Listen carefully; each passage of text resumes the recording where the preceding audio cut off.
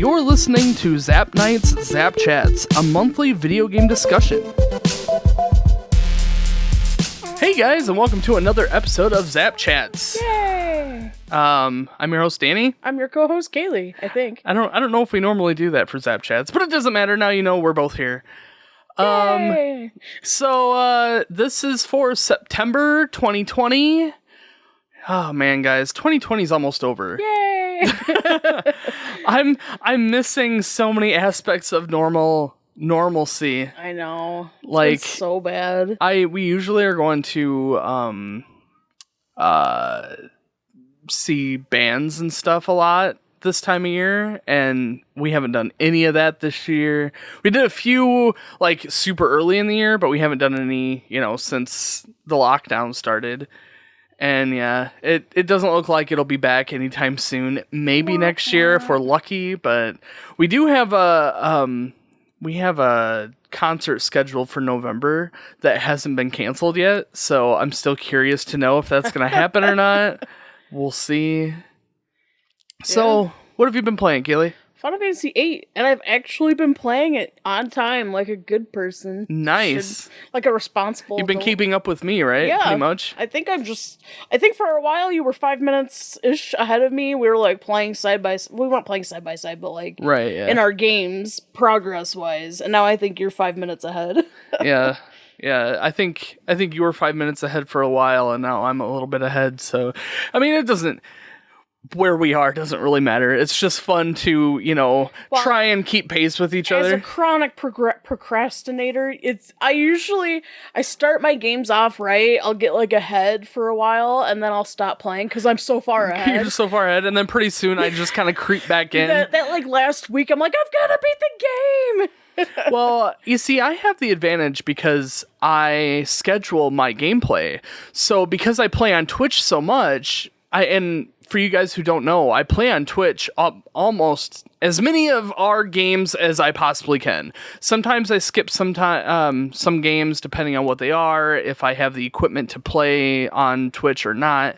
But yeah, so typically we're playing the games live on Twitch, and I have been playing Final Fantasy VIII on Twitch, and it's been a lot of fun. But yeah, because I schedule out my days where I play, between 3 and 4 hours, 3 days a week at least, I'm constantly making progress. So for you, Kaylee, to be, if you get you can easily get way ahead in like 2 or 3 days. And then if you drop it for a week or two, I will slowly catch up with you, So yeah, I could see where that would be a problem. But, yeah, I've been playing Final Fantasy VIII as well. I have been playing a little bit of Fall Guys. We have it. I haven't played it at all. Oh yeah? Yeah, I probably should. It's fun. It's really just a fun little thing to do just because. It looks like it'll get boring after a while. Yeah, it does. After a few rounds, it's like, well, that was fun. But it's nice to kind of have a game to just pick up and play for a little bit and then stop whenever you're done. So from that point of view, it's nice. But yeah, other than that, that's been pretty much it. I've been trying to stream as much as I can to get a chance to hang out with people, but... Speaking of, you've been playing Triple Triad with the community. That's so much fun. Yeah, that's been a really cool thing that I came up with, in the middle of the night. Good plan. Basically, for people who don't know, when you're on Twitch, and the person you're watching is an affiliate, you can slowly gain these channel points. And our channel, we call them crystal shards for now. I might change it in the future, but they're crystal shards right now. So as you are watching and, talking in chat and, interacting, you build points, and then you can spend those points on channel redemption in some form. For example, there's one, a lot of other channels do this, the hydrate, where you kind of make the person hosting the channel, you make them take a drink of whatever they have. But a fun one that I added for Final Fantasy VIII has been the Triple Triad, where basically I put a grid on screen and then give you the the ability to control the card game. And if you win, awesome. If you don't, it's not a big deal. Like, it just gives you an opportunity to hang out and try your hand at Triple Triad. And yeah, I have had a lot of fun with that. I'm worried about it getting a little more complicated later, but I think that so far it's been pretty good. And the people playing have seemed to have a lot of fun doing it, so that's been nice. Yeah, it's been really fun. So yeah, if you guys want to hang out and play some Triple Triad and watch me play Final Fantasy VIII, you guys are welcome to. It's twitch.tv/ZapNight. But yeah, you can just do a search for Zap Night, or it's on like everything. Like, we post all of our links to everything on every single video, on every single podcast episode, so it's on our website, so you guys can check us out and come hang out. I would really appreciate it. The more people in there hanging out and chatting, the better. We also got our Discord now. Yeah, we have our Discord, so that's another awesome place to come and hang out and just say hi. And right now there's not a ton of people in there, but once we have a few more people, we'll probably do more stuff in there. I really want to do like watch movies or anime or something, but because there's not really very many people in there to do that, it's not super fun right now. So once we have a few more people, we'll probably start doing cool stuff like that and give you guys a little bit of a chance to help decide what video games we're going to play, or maybe like thrift shop suggestions or something like that. There's also just general chatting. Yeah, exactly. Get a chance to talk with us and just chat. Yep. Talk games or anything. Yeah, really. Just a place to hang out. Also, I was thinking about playing the old podcast episodes on Twitch, like during the day. So another little thing to hang out. Like, I'll probably just set my computer to just play it, and then I will hang out in the chat and talk with you guys while the episode is playing. But I'll make it very clear that it's a rerun episode. It's just us, and I'm talking in chat with whoever wants to be in there. But yeah, blah blah blah. Just stuff to talk about. Well, that's what Zap Chats is all about. That's exactly it. We're chatting about the Zap part of our Zap Chats. That's it. Yep. That's it. No. We're done. No. So let's see. How have you been doing on Final Fantasy VIII? I've been doing pretty good. I don't know. I feel like I'm ahead of the game. Like, I'm pretty caught up on... How many hours do you think you have in it? I know I've got at least 11 hours in. I hit 20. Really? Yeah, I hit 20. Well, maybe I have more than 11 hours. I don't know. I think I've spent too much time drawing and... Doing a lot of Triple Triad. Too. Yeah, I've done a lot of Triple Triad. Yeah, maybe it is then that you've been doing a lot. Well, I've been spending a lot of time drawing too, but... Because, like, I've got a lot of, like, capped out me too. magic. What I've been doing as far as, like, magic management is I've been taking the people who have 100 magic, I will cut 20 off and give it to somebody else that's not in my party.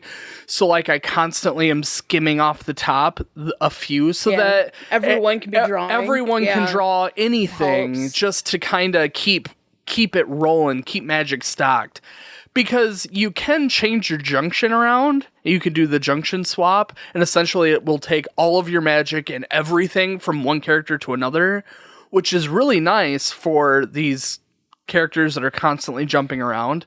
But, yeah, it also gives you a chance to always be drawing something. You know, speaking of the junction system, I understand not everyone's a fan of it.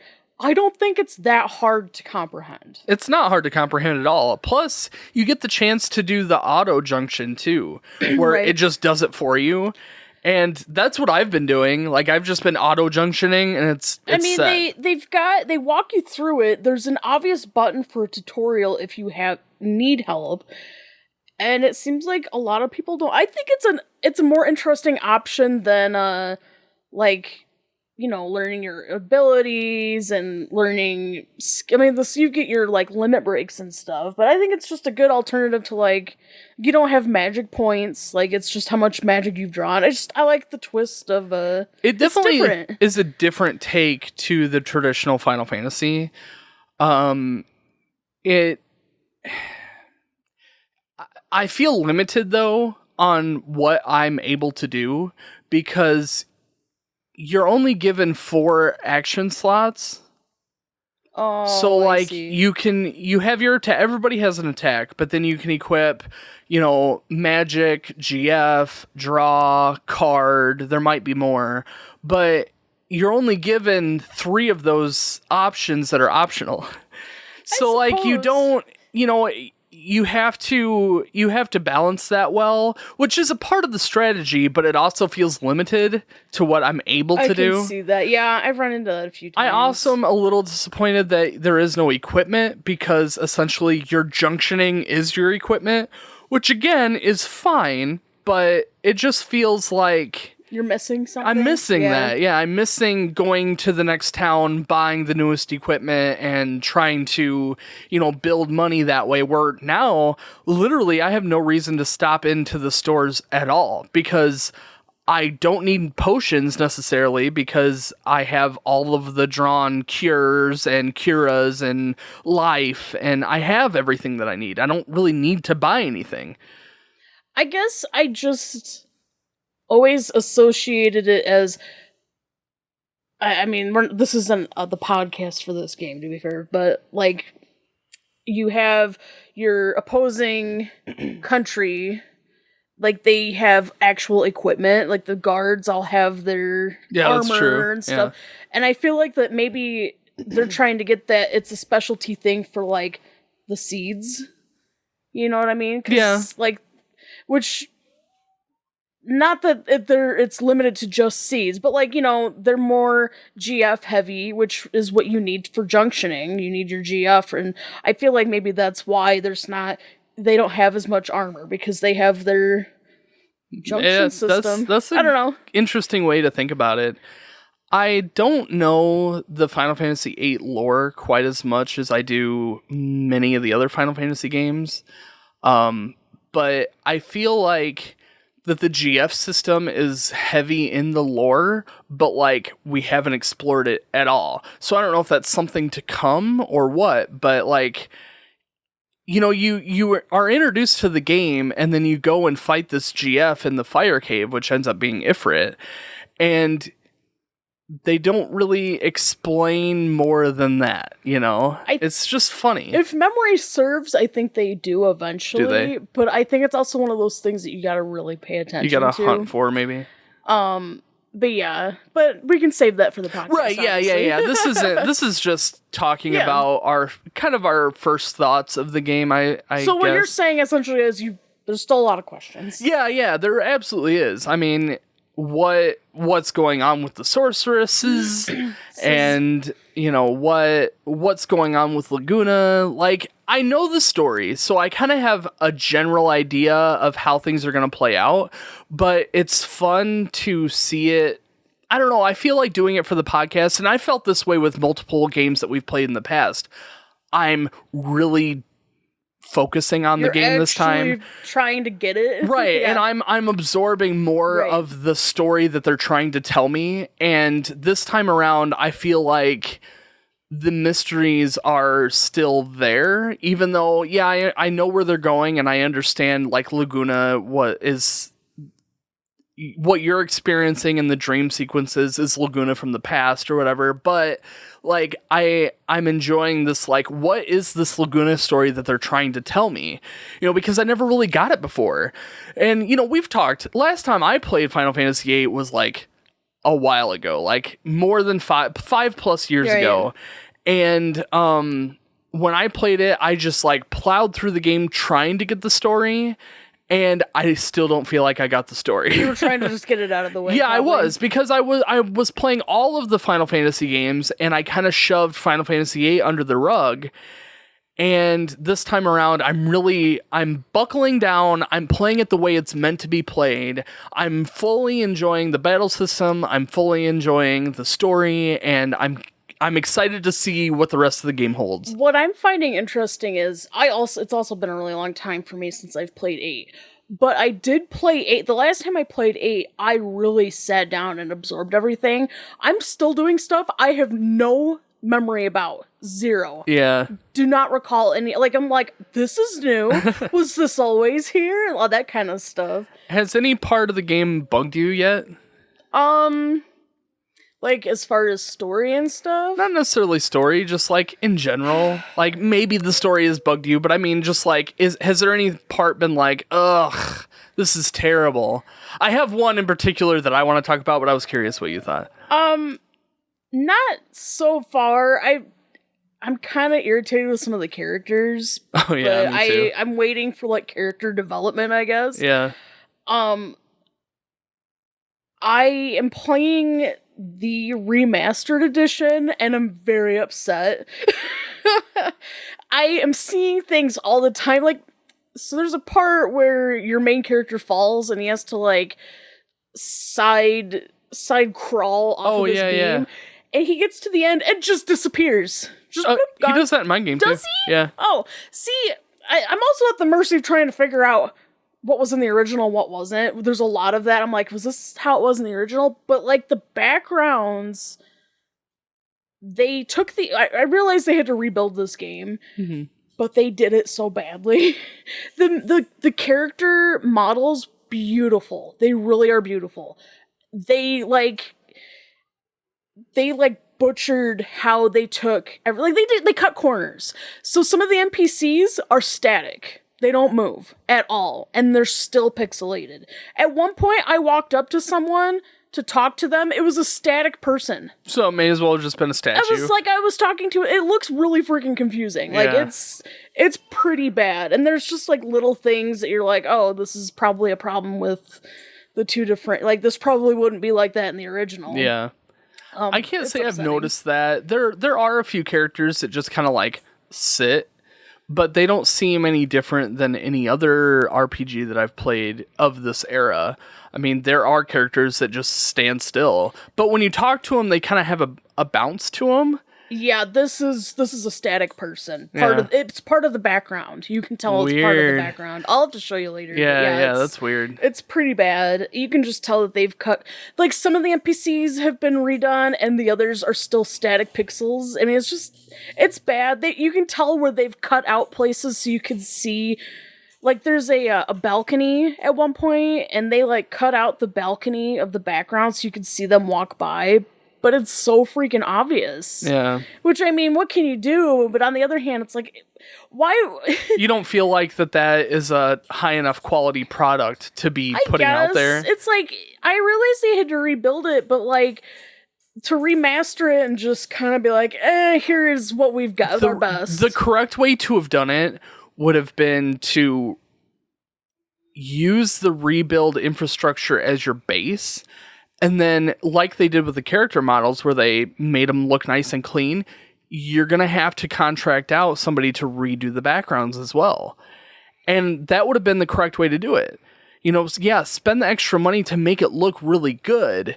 And then, you know, have it be the same. You know, you're not spending money on a new battle system. You're not spending money on, you know... I think in their defense, though... The graphics, I feel like, should have been... If you're going to enhance any of the graphics, it all should have been enhanced. Not just, we'll pick and choose what we want to enhance. The problem is, though, is there is so many different backgrounds and stuff. And you don't want to... Well, you don't want to make it... Kind of like the character models versus the background. They stick out. Like, it's just... They stick out bad. Not bad, but, like, it's obvious, I guess. And at that point, if you're going to be redoing the backgrounds, like, you might as well just redo the whole game, I guess. Yeah, but I feel like because the backgrounds, some of them are dynamic, like where when you're inside that capital where you do the sorcerer's thing, it's like Dolly. It's either Dulce or Dole. Yeah, I know, they're so bad. I don't know. Anyway, it's where you fight the sword, where their parade is. Yeah. And when you're walking through, and that's not the that's not the only town that does it, but that one in particular I noticed where like as you're walking through the background, the focus changes. And it's a really cool effect, but that's what I mean by dynamic. Like sometimes the backgrounds themselves are dynamic, how like it's focused on you. So like the foreground is blurry, but the background, the further distant background is in focus. And then as your character walks closer to the camera, then the background will blur out and then the foreground is in focus. So like it's dynamic in that way. And I'm sure that would be hard to create, but like I could probably do that in Photoshop pretty easily. So, I mean, not, it's just, I feel like it would be an easy fix for them to just hire someone to go, here's a file of every single one of our backgrounds. They just need to be cleaned up, sharpened up, redrawn. If they need to be redrawn, redraw them, spend the time, spend the money and get it right. And then have a good quality port of the game that you can send to future generations. Like if it was done that way, playing Final Fantasy VIII on a PS5 would look amazing. Right. Yeah, it would still be a little clunky because it's originally a PS1 game, but we digress. That's not even what I was going to talk about as far as bugging. The prison was such a mess to me. Oh, it was just like, okay. So corners. you play as Zell for a little while, and you're trying to find the other party members' weapons. Well, I went down, and I went all the way down. Realized that there was nothing there. You get all the way to the bottom, and there's nothing there. Go all the way back up. It's like 2 floors. It is like 2 floors up. And like, oh, all right. Well, then you rejoin with your party members, and then you go all the way back up, or all the way back down, and then all the way back up, and then you split into 2 teams, and one team goes all the way down, and the other team goes all the way up, and then you flip-flop, and then you're going all the way back down again, and then all the way back up again. It's like, oh my gosh, and every level looks exactly the same. And you gotta walk all the way in a circle. Some of them you could actually cut. There were shortcuts, yeah. But like if you're not paying attention, you miss it. Yeah, I know. Yeah, that was kind of so far that's been the most annoying dungeon, if you want to say it's a dungeon, mainly because nothing changes. Every level's exactly the same. The monsters are the same monsters you've been fighting, recently, so nothing's new there. Like it just, I don't know. It was very bland to me. But it gets more interesting. Oh yeah, later, thankfully. But yeah, I get it. I understand. And that it's so far like that's been the only one that's been like, really, come on. But overall, I've really enjoyed the game. I've enjoyed the story. I enjoyed the direction that they're heading. So you were really worried you were gonna not like this game. Yeah, because the battle system. So I was really worried about the battle system that I wouldn't understand. Like I understand how to junction, that the status stuff doesn't bother me. It's the leveling. Because I've heard so many people talk about not leveling your characters in Final Fantasy VIII, and I didn't understand why, and I didn't bother doing any research. That's part of the problem. But either my first or my second playthrough, somebody jumped into chat on Twitch and told me what was going on with the battle system, why you don't want to level up. And the gist is the game levels up with you. So as your characters level up, the enemies get harder and it scales. Yeah. Right. So the trick is to keep your party's level as low as possible so that the game difficulty stays the same, stays consistent. Even though the boss's difficulty goes up, but it still is scaled down to your level. And then you use the junction system to beef up your stats so that, essentially your stats are always the same because you're not leveling up, but you're using the magic as your stat supplement. So yes, you can play it leveling up, but I think it's harder that way. Yeah. According to what I understand of the game. I could be wrong, but that's how I get it. I think there used to be a challenge out there where you beat the game at level 1.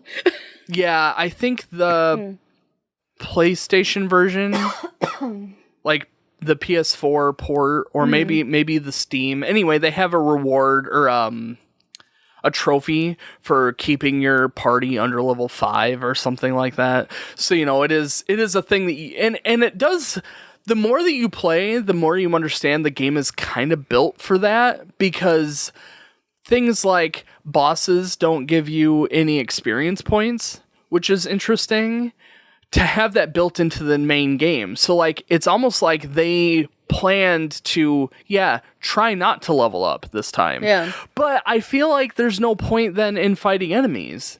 So like, the majority of my enemies, I either am running away or I'm transforming them into cards. And the cool thing about the cards is if you transform them into cards, you don't get experience, but you get the card and you get AP for your GFs. So it's weird. But that's kind of what I like about this game. It makes you think vastly different from any other of the Final Fantasy games. I just appreciate it, I guess. Yeah, I agree. I don't know what my favorite system is quite yet, but I like how 7 and 8 stand out. Yeah. Yeah. I think that 7 and 8 are similar in the way that your characters don't mean anything. They can be whatever they can be whatever they are. Like, literally, I have 3 character, let's call them character slots. So like, I have 3 character slots. I make sure those 3 slots always have the best magic. They have, the best, I have all of them split with their GFs evenly, so that right now all 3 of those slots both have 2 GFs. And whenever a party member gets swapped, I just swap their junction. So essentially, those character slots are always the same and they're always growing, but the character that those character slots are in are different. So like, really, the only thing that's changing between characters is who you're fighting with. Maybe your base stat. If your characters have a base stat, I don't really know. They probably do. And then if your character has a different, like, limit break. And that's the only thing that's rotating out. Yes, but then you've got, like, Quistis, who's your blue mage. She can learn magic. Renoa eventually kind of switches up. They don't... That's only in their limit breaks, though. I mean, it's not like... I suppose, but, like... I agree with you. I just am saying, I feel like you at least... It's not like, no matter what... They have the same kind of weapons all the time. Like, it's not like you're changing their jobs, where technically they have the ability to do any magic. I know what you mean.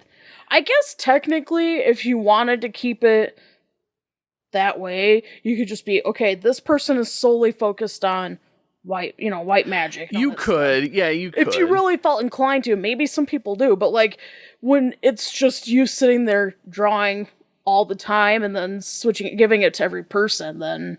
That's pretty much what I'm doing, too. I mean, and I realize we haven't played 10 yet, but like, eventually you get to the point in Final Fantasy X where everyone can be everything. Well, yeah, but from that point of view, and again, we haven't played 10, but like, from that perspective, 10, everybody's on the same grid, but...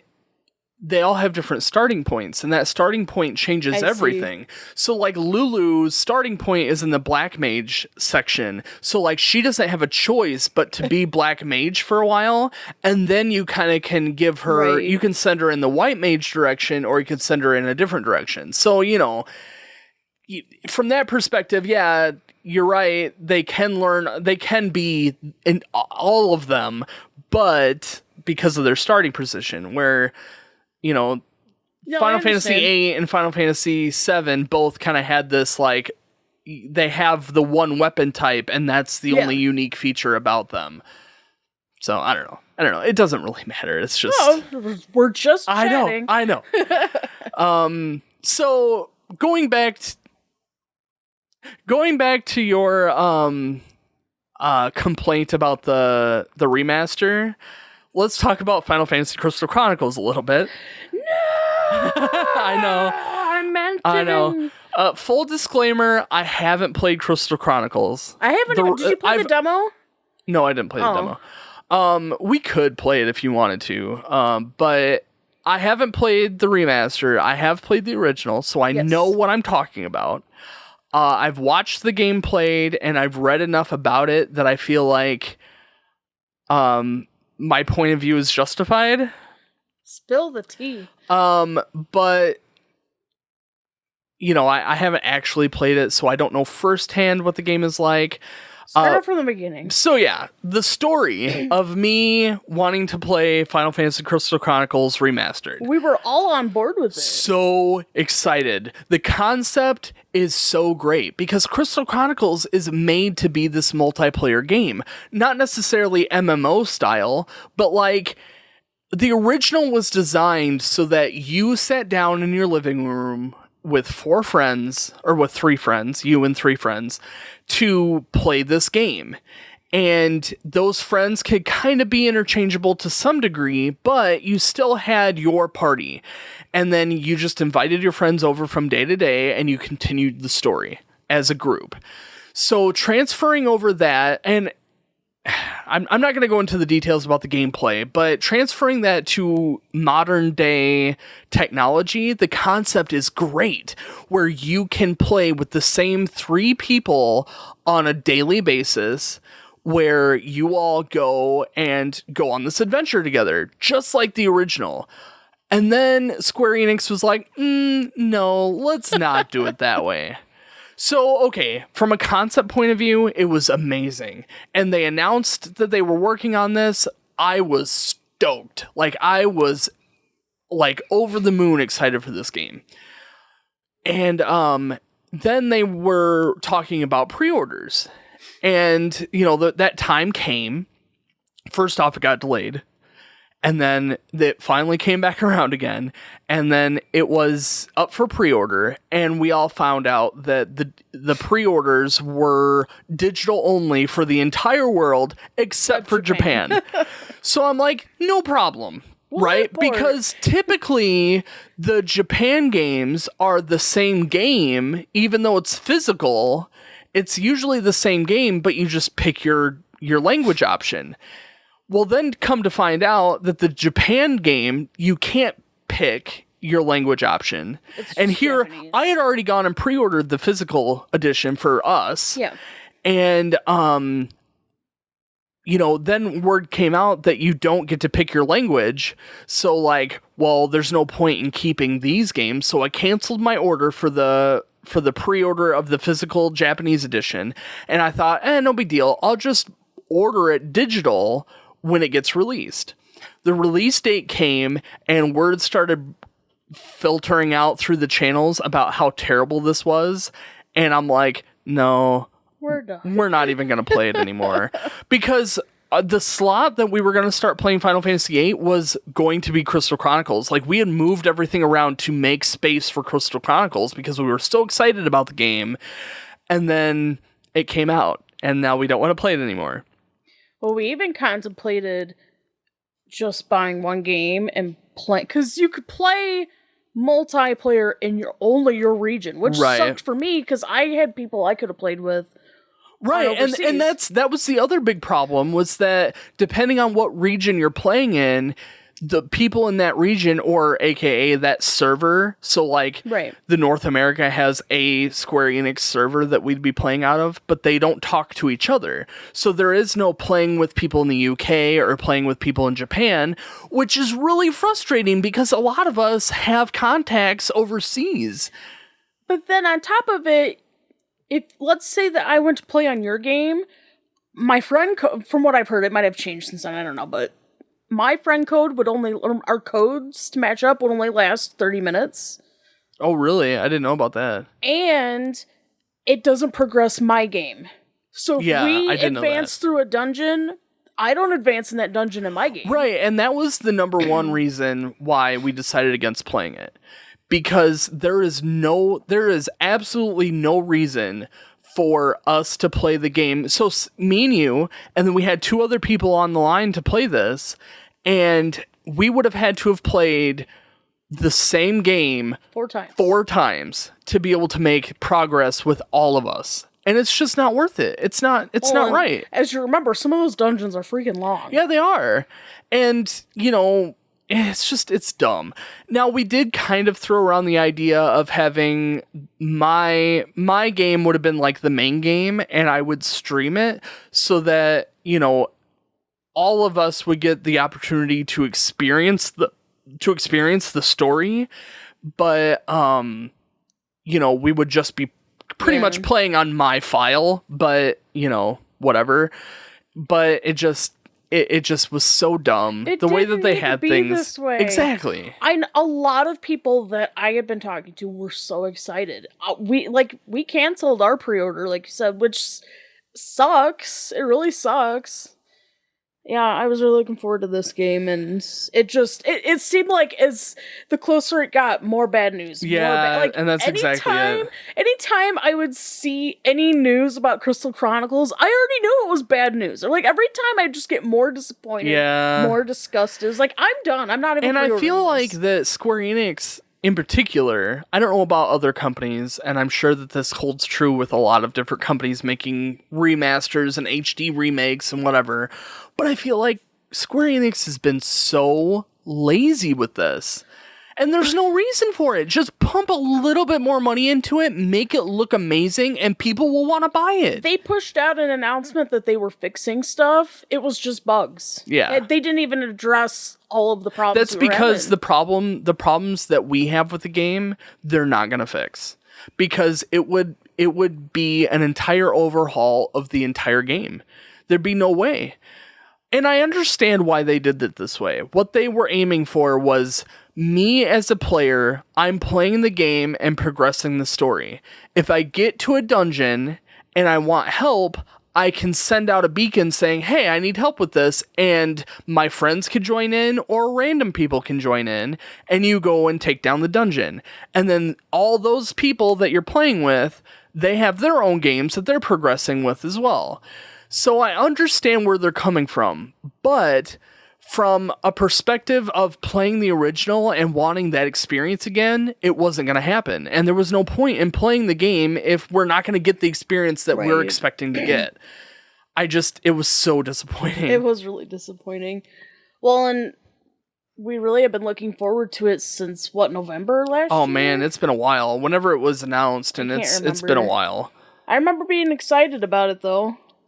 Because Crystal Chronicles is a unique, fun game. And then they go and destroy it. And, we've kind of talked about trying to make Crystal Chronicles work, locally, the original Crystal Chronicles. Yeah. But it's so difficult because we're all adults. And trying to find time to play on a regular basis to have the game beat within a reasonable amount of time is very difficult. We're too old. It's hard because, I only have certain times that I'm available to play and to stream, and it doesn't really mesh very well with your schedule. Right. So trying to do, and even really doing it on the weekends, for you to be gone every weekend.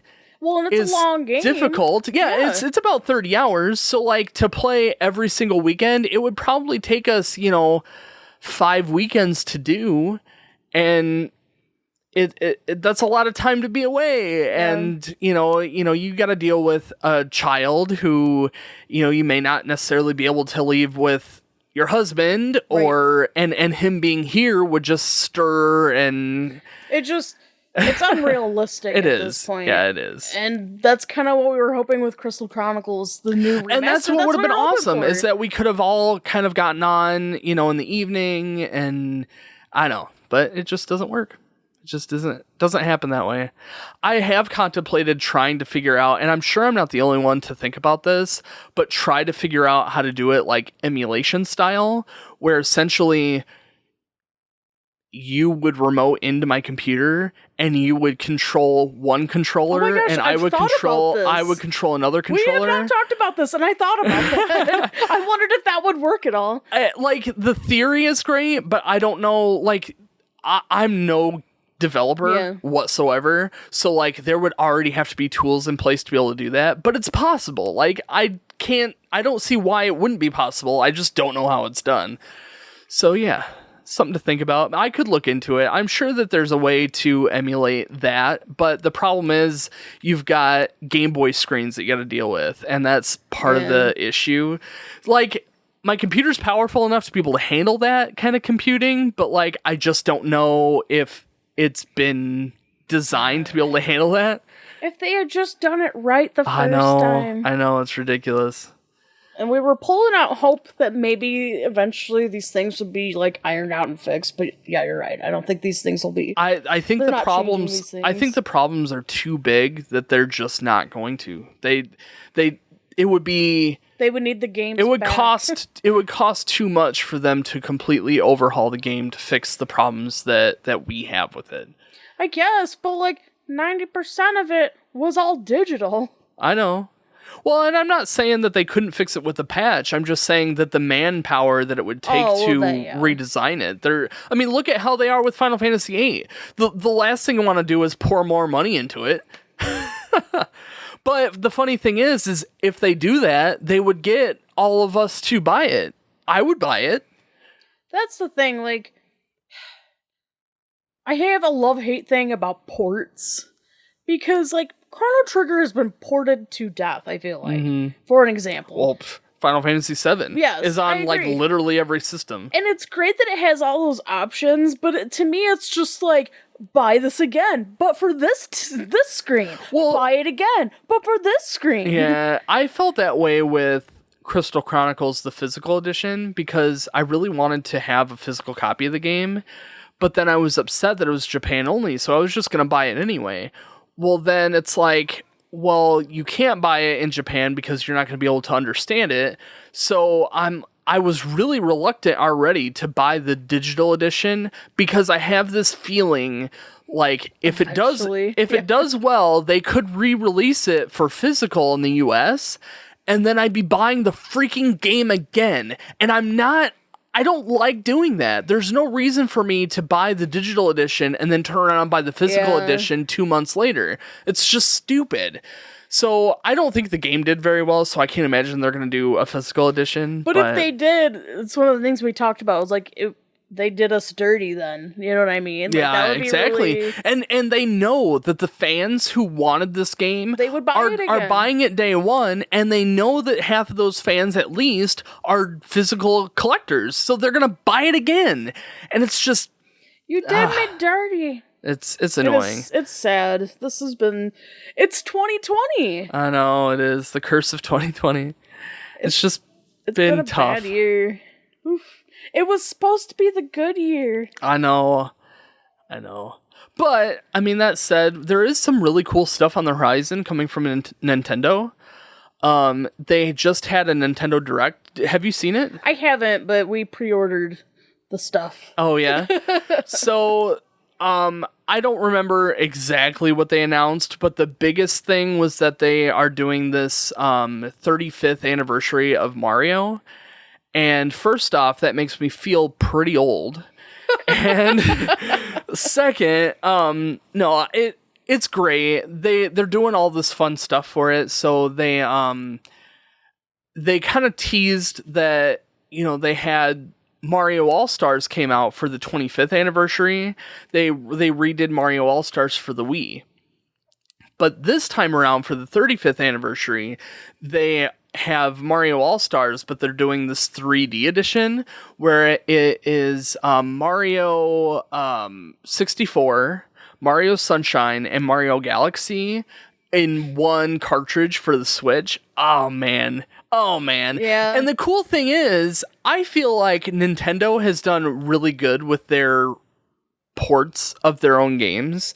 So I feel like that it's going to be a good thing. I think it's going to be exactly the same game that we're expecting, just, remade for the Switch. And I'm really excited for it.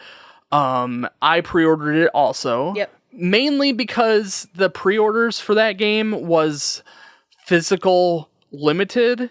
So like day in. Basically day one, if you get your physical edition, they may only sell a handful more after day one. So if you want a physical edition, pre-order it as soon as possible. So I pre-ordered mine on Best Buy. So I should get it, and it's coming soon. Like we're recording this on sometime before the 15th, and I think it comes out on the 18th. So like by the end of this week, we should have it. So that's really exciting. On top of that, they're also doing a port of the Wii U game, Mario 3D World. I think it's 3D World. 3D World or 3D Land. Either way, they're reporting that, and then they're adding some extra stuff to that game, which is kind of nice. I really liked the Mario 3D game. I think 3D World was on the Wii U and 3D Land was on the DS or the 3DS. In any case, you get the idea. I feel so old. Do you not understand what I'm talking about? No, I do, but like you're referring to them in past tense like they're old, and it's like, oh my gosh. Yeah, they are. Now, another cool thing that they're doing is they are releasing a Game & Watch edition. I think it is. It's celebrating this 35 years or whatever. But Game & Watch was Nintendo's like original handheld system, and this was prior to the Nintendo. This is what put Nintendo in the gaming market, was Game & Watch. And do you know the history of Game & Watch? Okay, so they were essentially these like little handheld dot matrix games where they were just like pixels on the screen. And you know that game with the like balls that go that's like the guy juggling the balls? Yeah. That is Game & Watch. That is like the game. They made different games for Game & Watch series, but that was like the game. So yeah, it was just a little handheld device that you could, some of them had a little flip screen that you could flip open and then you would play, just like those like cheapo. Yeah. So, anyway, they're building one of those, but it's going to have Super Mario on it, the original Super Mario Bros. That's cute. And they're doing, like, special edition stuff in there, and it's only going to be, like, $50. So I'm really excited for that. It's got a really good screen on it. I think they're similar screens to the Game Boy Advance Micros, the, like, really sharp, small screens. And it just looks good, so I think that's kind of fun. Aww. Trying to remember what else was on the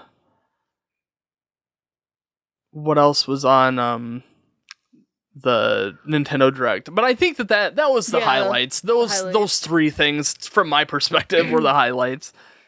Plus Animal Crossing Lunchables. Oh yeah, that's right. They're also doing Animal Crossing stuff for this Mario event. So they're making some items for Animal Crossing. Mario items in Animal Crossing. I don't know if you got to pay for that, but yeah. Oh, yeah. Animal Crossing Lunchables.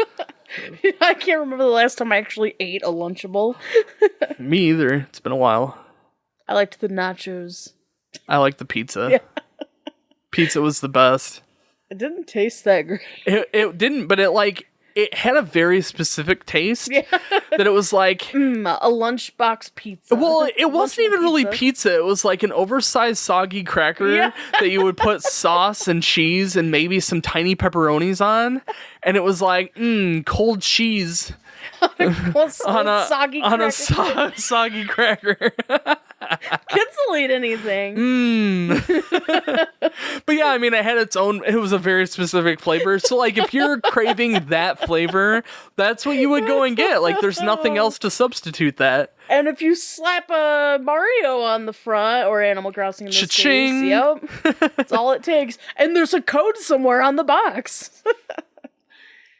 Yeah, an amiibo, like the cereal. I wouldn't be surprised. Well, I bought the cereal for the amiibo that I never used, but I have it. Cereal? I did eat the cereal. Good for you. It was like Lucky Charms. You should have saved it with the cereal and sold it for big. Oh man, big you're bucks. right. I totally should have. I did save the box, but I didn't save the cereal. Because I wanted to eat the cereal. I wanted to experience this game. Oh man. So, we're gonna continue on with Final Fantasy VIII. I don't see us beating it this month. Really? You think we're going to? Maybe I'm just so optimistic because I'm still like ahead of the game. Well, like mathematically, I'm playing about 3 hours. 3 hours, 3 days a week. I should be able to beat it by the end of the month, but like thinking of it logically, I don't feel like I'm gonna make it. But I mean, we could try if you wanted to try. I'll just see how things pan out. You know me, I'll eventually stop here in a little bit, and you'll get busy with something else. Yeah, Minecraft will start to seep in. Start playing Minecraft again. Why not?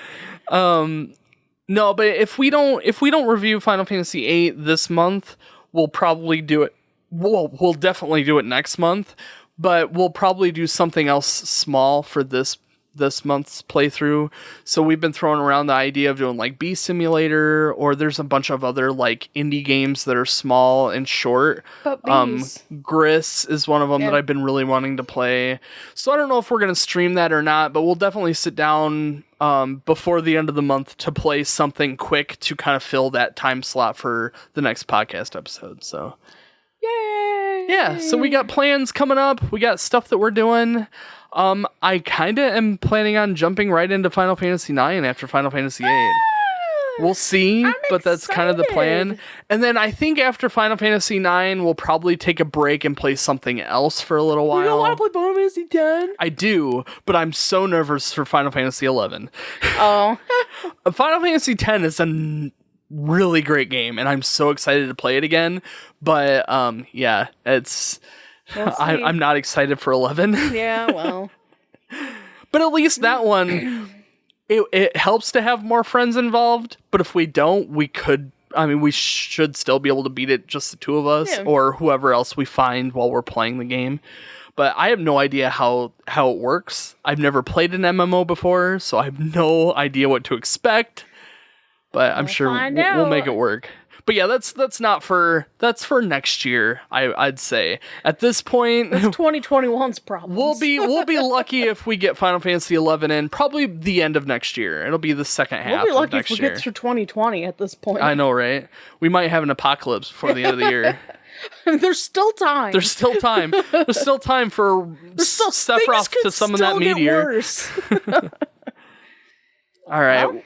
Well, we're going to end it here, guys. Thank you all so much for listening. Make sure you check us out on all of our social media. Also, if you could be so kind and give us a review on iTunes. We have like 5 reviews on there right now, so any help you can send our way on that. It doesn't matter what platform you're on. If you could just jump into iTunes and leave us a review, I would greatly appreciate it. The reviews really do help boost our channel a little bit, so whatever you guys can do to help us with that would be amazing. We don't make any money off of this whatsoever. It's really just us hanging out, having fun. We lose money. So like we would have lost money on Crystal Chronicles. It's too true. But I'd rather pour money into the podcast. So, whatever you guys can do to support, I really appreciate it. Just spread the word. Let people know that, we're cool people to hang out with. At least I think we are. I think we're awesome. My mom says I'm great. So again, thanks guys for listening, and we'll catch you guys on the 1st for a review of something. Bye!